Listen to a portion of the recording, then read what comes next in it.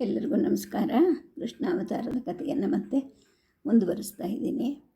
ಆರ್ಯಾವರ್ತದಲ್ಲಿ ಇದ್ದ ಒಂದು ಸಂಪ್ರದಾಯದ ಹಾಗೆ, ಅಂದರೆ ಮೊದಲನೇ ರಾತ್ರಿ ನವವಧೂವರರಿಬ್ಬರು ಪಗಡೆ ಆಟವನ್ನು ಆಡಿ ಆ ನಂತರ ಅವರ ಜೀವನವನ್ನು ಸಾಗಿಸಬೇಕು ಅನ್ನೋ ಒಂದು ಪದ್ಧತಿ ಇತ್ತು ಅಂತ ಕಾಣುತ್ತೆ.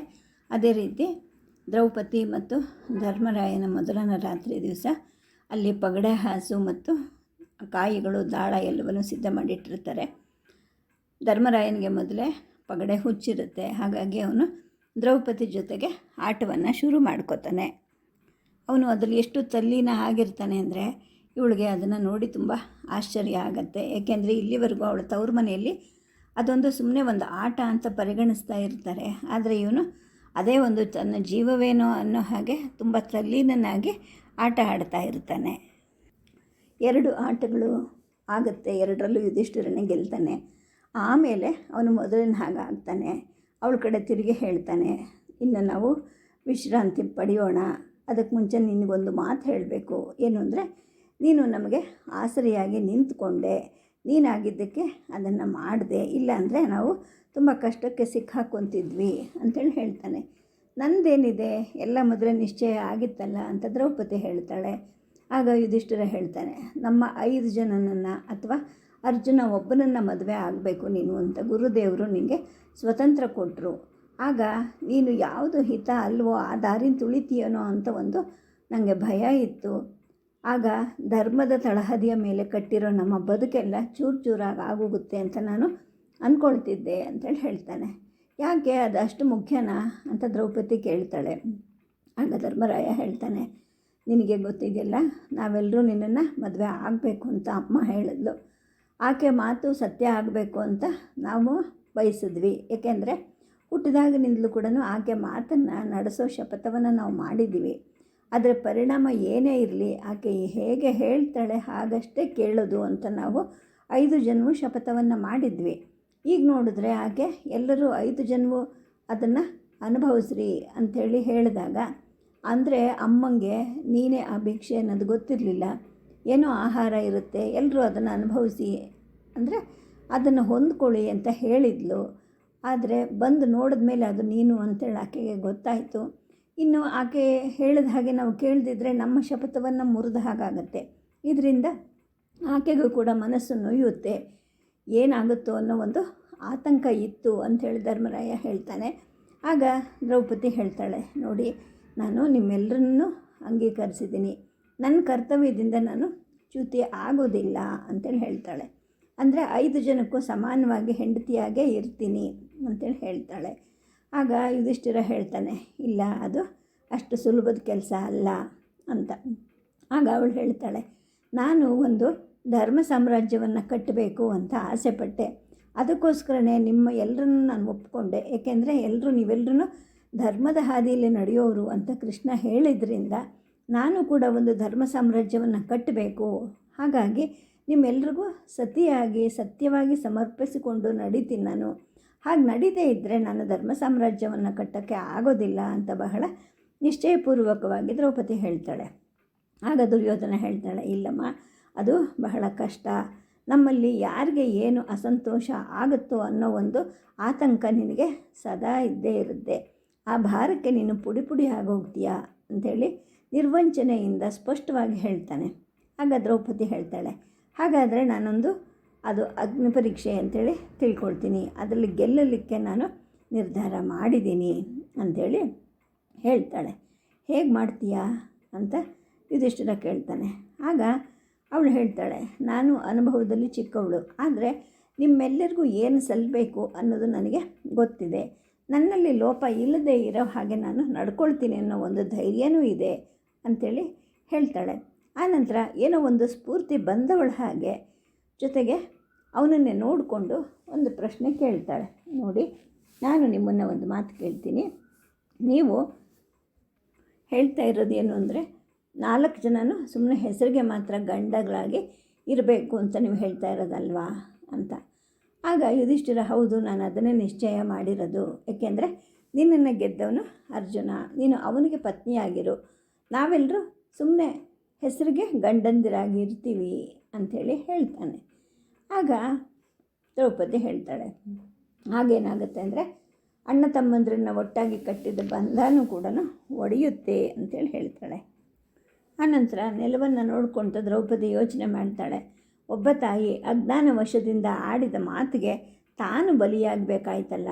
ಈ ವಿಚಾರವನ್ನು ಯೋಚನೆ ಮಾಡಿದಾಗೆಲ್ಲ ಅವಳ ಮನಸ್ಸು ಪ್ರತಿಭಟಿಸಿ ದಂಗೆ ಏಳಬೇಕು ಅಂತ ಅನ್ನಿಸ್ತಿರುತ್ತೆ.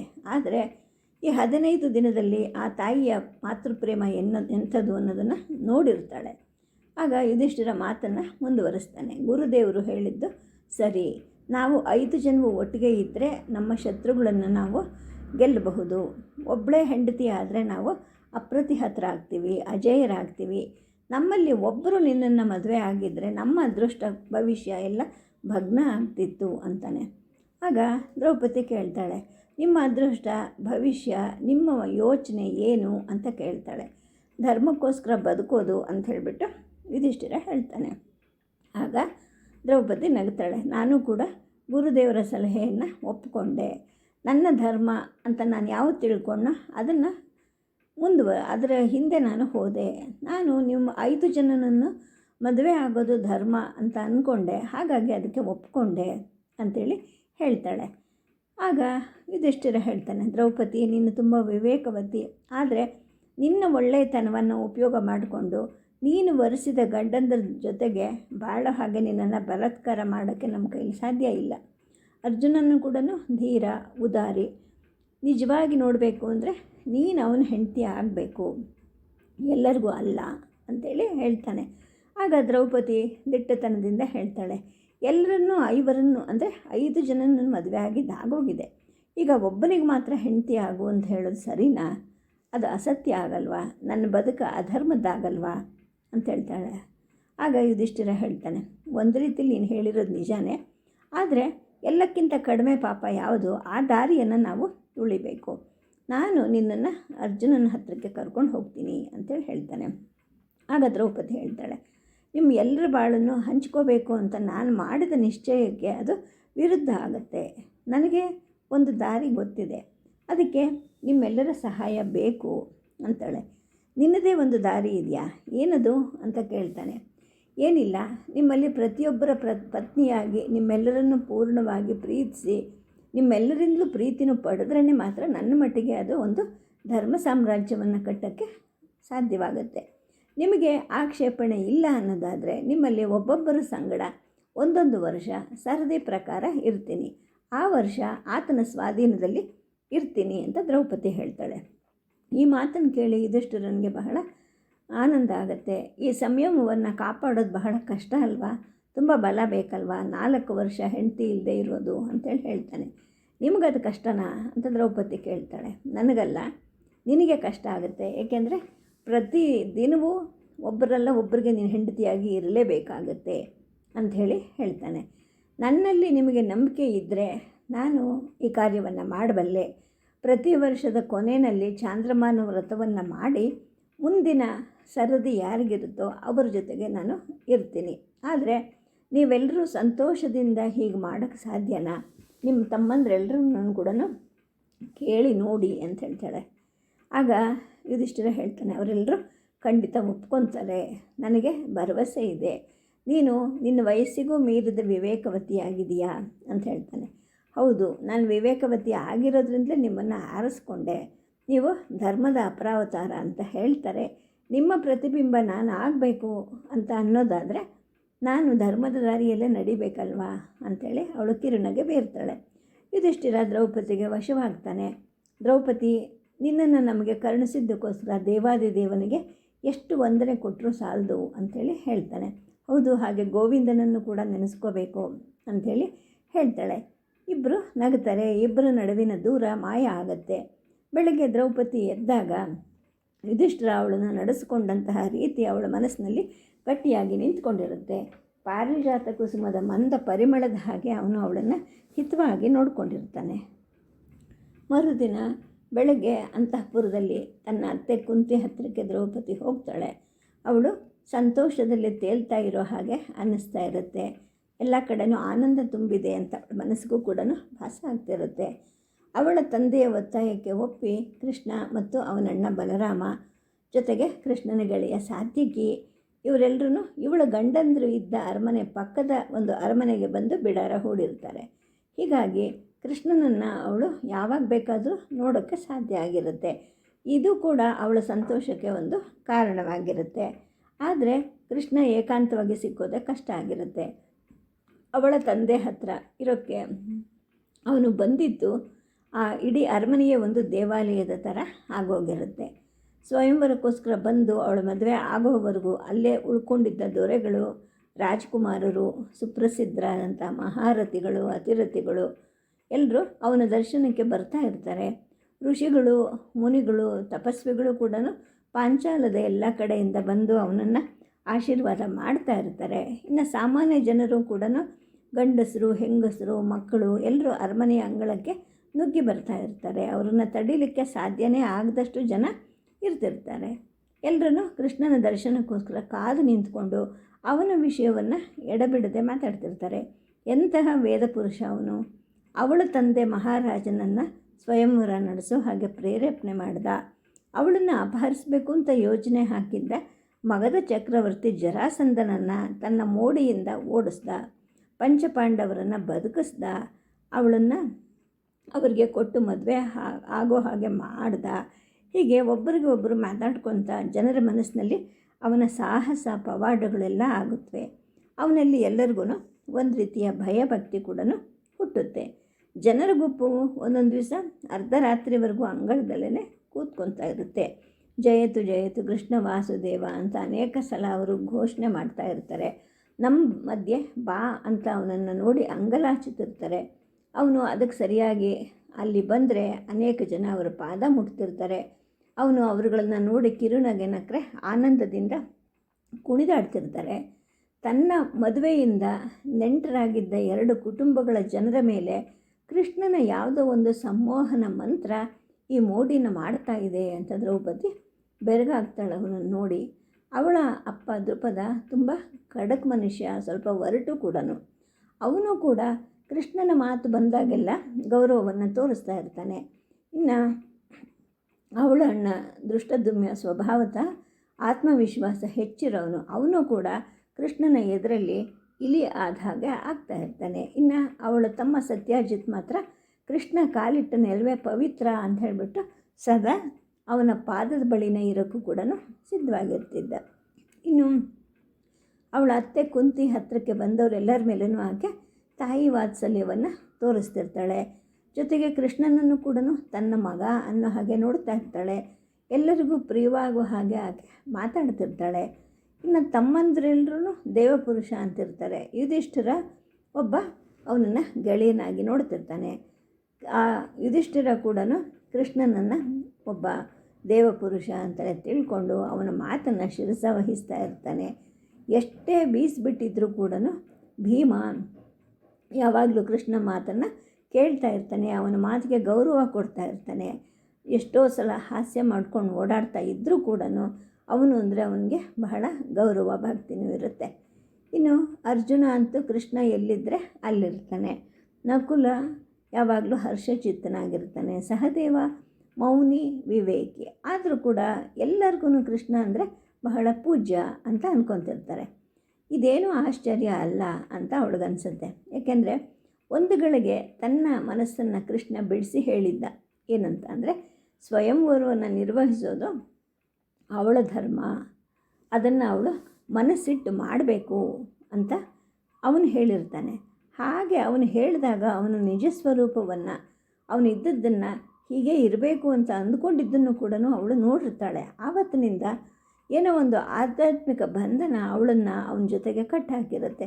ಅವಳು ಏನೇ ಯೋಚನೆ ಮಾಡಲಿ, ಏನೇ ಕೆಲಸ ಮಾಡಲಿ, ಅವಳ ಒಂದು ಮೆಚ್ಚುಗೆ ಅವನ ಓರೆಗಲ್ಲು ಆಗಿರುತ್ತೆ. ಅಂದರೆ ಅವನು ಇವಳ ಕೆಲಸವನ್ನು ಒಪ್ಪಬೇಕು, ಹಾಗೆ ನಾನು ಕೆಲಸ ಮಾಡಬೇಕು ಅಂತ ಅವಳು ಸದಾ ಭಾವಿಸ್ಕೊತಾ ಇರ್ತಾಳೆ.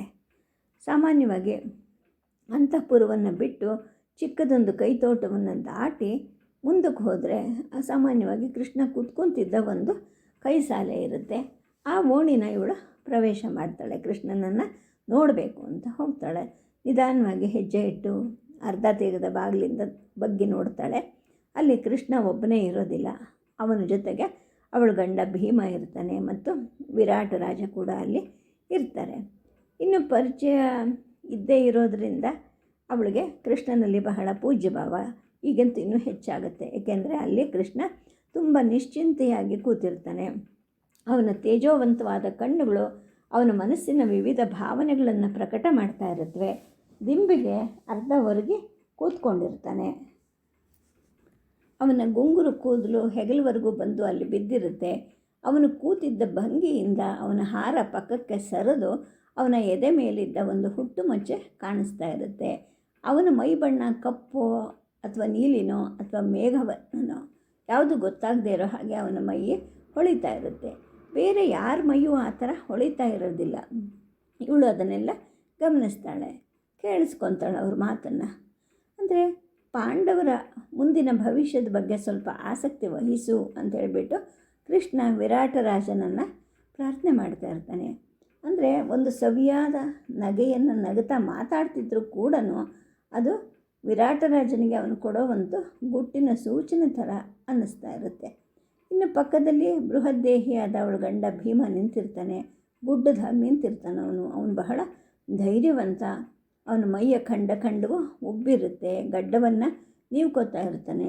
ಹದವಾಗಿ ಕತ್ತರಿಸಿ ಹೊಳೆಯೋ ಹಾಗೆ ತನ್ನ ಗಡ್ಡವನ್ನು ಚೂಪು ಮಾಡಿಕೊಂಡಿರ್ತಾನೆ. ಇನ್ನು ಆ ಮಾತುಗಳನ್ನೆಲ್ಲ ಮುಗಿಸಿ ವಿರಾಟ ಹೊರಟು ಹೋಗ್ತಾನೆ.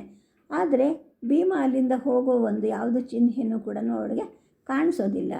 ಅಂದರೆ ಯುಧಿಷ್ಠಿರನಿಗೆ ಹೇಳಿದ್ಲಲ್ಲ ಇವಳು, ಅಂದರೆ ವರ್ಷ ಒಬ್ಬರ ಹತ್ರ ಇರೋದು ಅಂತ ಹೇಳಿಬಿಟ್ಟು, ಆ ಮಾತು ಭೀಮನಿಗೆ ಇಷ್ಟ ಆಗಿತ್ತೋ ಇಲ್ವೋ ಗೊತ್ತಿಲ್ಲ. ಏನು ಮಾಡಬೇಕು, ಜೊತೆಗೆ ಅವನಿಗೆ ಈ ಮಾತು ಗೊತ್ತಿದೆಯೋ ಇಲ್ಲೋ.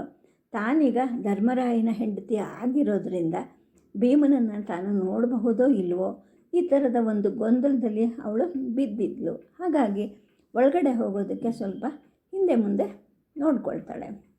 ಏಕೆಂದರೆ ಹಿಂದಿನ ದಿನ ಅವಳನ್ನು ನೋಡಿದಾಗ ಭೀಮ ಬಹಳ ಅರ್ಥವತ್ತಾಗಿ ಮಾತಾಡಿರ್ತಾನೆ. ಅವನ ಆಶಯ ಅವಳಿಗೆ ಅರ್ಥ ಆಗಿರುತ್ತೆ. ಹಾಗಾಗಿ ಹಿಂದಕ್ಕೆ ತಿರುಗಬೇಕು, ಹೊರಟು ಹೋಗೋಣ ಇಲ್ಲಿಂದ ಅಂತ ಹೊರಡ್ತಾಳೆ. ಅಷ್ಟರಲ್ಲಿ ಭೀಮ ಅವಳನ್ನು ನೋಡಿಬಿಟ್ಟು ಅವಳ ಮುಂಗೈಯನ್ನು ಹಿಡ್ಕೊಂಡು ಈ ಚೇಷ್ಟೆ ಮಾಡೋ ಹುಡುಗರು ಕೈ ಹಿಡಿದು ಎಳ್ಕೊಂಬರೋ ಹಾಗೆ ಅವಳನ್ನು ಎಳ್ಕೊಂಡು ಬಂದು ಆ ಕೃಷ್ಣನ ಮುಂದೆ ನಿಲ್ಲಿಸ್ತಾನೆ. ಇವಳು ತುಂಬ ರಾಜಗಾಂಭೀರ್ಯದಲ್ಲಿ ಬೆಳೆದವಳು. ಹೀಗೆ ಒರಟಾಗಿ ಅವಳನ್ನು ಎಳೆದಾಡಿದ್ದು ಯಾರೂ ಇಲ್ಲ. ಹೀಗೆ ತನಗೆ ಮಾಡಿದ್ದು ಅವಮಾನ ಮಾಡಿದ ಹಾಗೆ ಅಂತ ಅವಳಿಗನ್ಸುತ್ತೆ. ಆದರೆ ಭೀಮನಂಥ ತುಂಟ ಗಂಡನನ್ನು ಏನು ಮಾಡಬೇಕು ಅಂಥೇಳಿ ಗೊತ್ತಾಗೋದಿಲ್ಲ.